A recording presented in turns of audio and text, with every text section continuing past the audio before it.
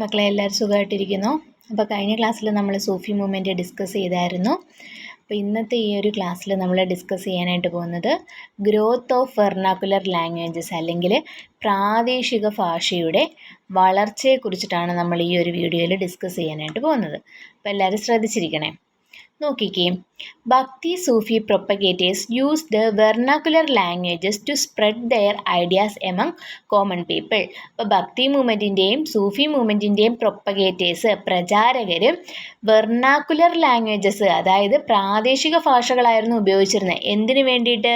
To spread their ideas, അവരുടെ ideas സാധാരണക്കാർക്ക് മനസ്സിലാക്കി കൊടുക്കുന്നതിന് വേണ്ടി അവരുപയോഗിച്ച ലാംഗ്വേജ് വെർനാക്കുലർ ലാംഗ്വേജ് ആയിരുന്നു, അല്ലെങ്കിൽ പ്രാദേശിക ഭാഷയായിരുന്നു അവർ ഉപയോഗിച്ചിട്ടുണ്ടായിരുന്നത്. ഇപ്പം നമ്മൾ മലയാളം ഉപയോഗിക്കുന്നതല്ല, നമുക്ക് മലയാളത്തിൽ പറഞ്ഞാലേ കൂടുതൽ കാര്യങ്ങൾ മനസ്സിലാകത്തുള്ളൂ. അപ്പം അതുപോലെ അവർ സാധാരണക്കാർക്ക് മനസ്സിലാകുന്ന ലാംഗ്വേജ് ആയിരുന്നു ഉപയോഗിച്ചിട്ടുണ്ടായിരുന്നത്. This led to the growth of regional languages. അപ്പം ഇത് എന്തിൻ്റെ വളർച്ചയ്ക്ക് കാരണമായി? പ്രാദേശിക ഭാഷകളുടെ വളർച്ചയ്ക്ക് ഇത് സഹായകരമായി എന്നാണ് ഇവിടെ കൊടുത്തിട്ടുള്ളത്. Many devotional poems were composed in languages like Tamil, Punjabi, Bengali, Marathi, Telugu, Kannada, Malayalam etcetera. അപ്പോൾ എന്ത് ചെയ്തു? ഒരുപാട് ഡിവോഷണൽ പോയംസ്, അപ്പോൾ എന്താണ്, ഒരുപാട് ഭക്തി കാവ്യങ്ങളൊക്കെ എന്ത് ചെയ്തു? രചിച്ചിട്ടുണ്ടായിരുന്നു. ഏതൊക്കെ ലാംഗ്വേജിലാണ്? തമിഴിലും അതുപോലെ തന്നെ എന്താണ് ബംഗാളിയിലും പഞ്ചാബിയിലും. നോക്കിയേ, തമിഴ്, പഞ്ചാബി, ബംഗാളി, അതുപോലെ തന്നെ മറാത്തി, ഇവിടെ കൊടുത്തിട്ടുണ്ട് മറാത്തി, തെലുങ്കു, കന്നഡ, മലയാളം എന്നിങ്ങനെയുള്ള ലാംഗ്വേജസിലെല്ലാം തന്നെ ഒരുപാട് ഭക്തി കാവ്യങ്ങളും മറ്റുമൊക്കെ രചിച്ചിട്ടുണ്ടായിരുന്നു എന്നാണ് പറയുന്നത്. Many other literary works in the vernacular languages were also composed. അതുപോലെ തന്നെ ഒരുപാട് ബാക്കിയുള്ള പ്രാദേശിക ഭാഷകളിലെല്ലാം തന്നെ ഒരുപാട് സാഹിത്യ കൃതികളും രചിച്ചിട്ടുണ്ടായിരുന്നു എന്നാണ് പറയുന്നത്. അതർ ലിറ്റററി വർക്ക്, വേറെ സാഹിത്യ രചനകളെല്ലാം തന്നെ ഈ വെർനാക്കുലർ ലാംഗ്വേജസിൽ കമ്പോസ് ചെയ്യുകയൊക്കെ ഉണ്ടായിട്ടുണ്ടായിരുന്നു. Urdu is a combination of Persian and Hindi is an example of India's cultural integration.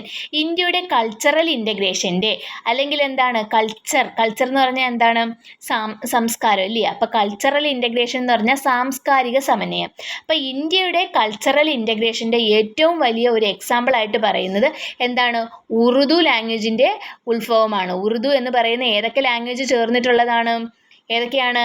പേർഷ്യനും അതുപോലെ തന്നെ ഹിന്ദിയും ചേർന്നിട്ട് ഉറുദു എന്ന് പറയുന്ന ഒരു ലാംഗ്വേജ് ഉണ്ടായി. അതെന്ന് പറയുന്ന ഇന്ത്യയുടെ കൾച്ചറൽ ഇൻ്റഗ്രേഷൻ്റെ ഏറ്റവും വലിയൊരു എക്സാമ്പിൾ ആയിട്ടാണ് പറയുന്നത്. Okay, Amir Khusro was one of the most prominent writer of the Urdu languages during this period.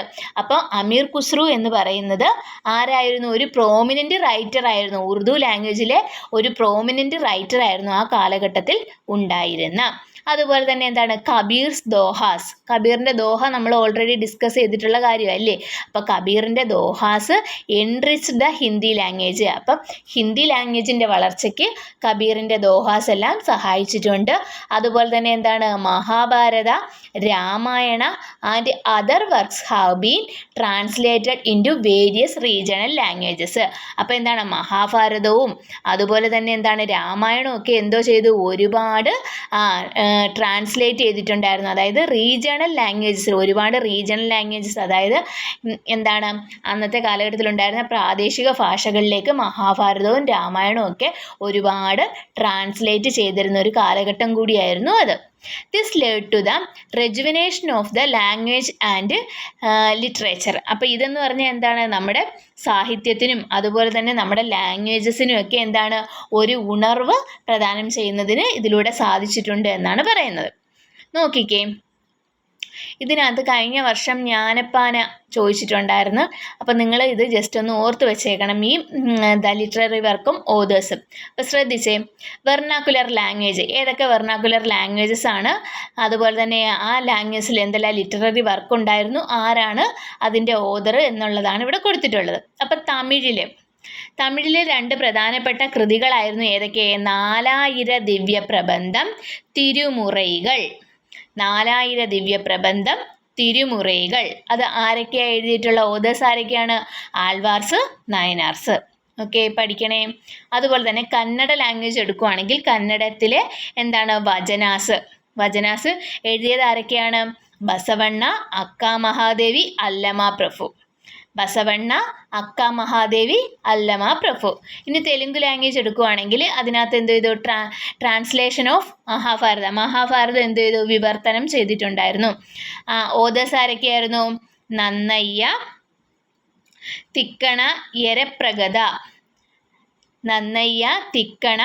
യരപ്രഗത എന്നിവരായിരുന്നു ഓതേഴ്സ് എന്ന് പറയുന്നത്. ഇനി ബംഗാളി എടുത്തു കഴിഞ്ഞാൽ ഗീതാ ഗോവിന്ദം, ജയദേവ ഗീതാ ഗോവിന്ദമാണ് ബംഗാളി ലാംഗ്വേജിൽ വരുന്നത്.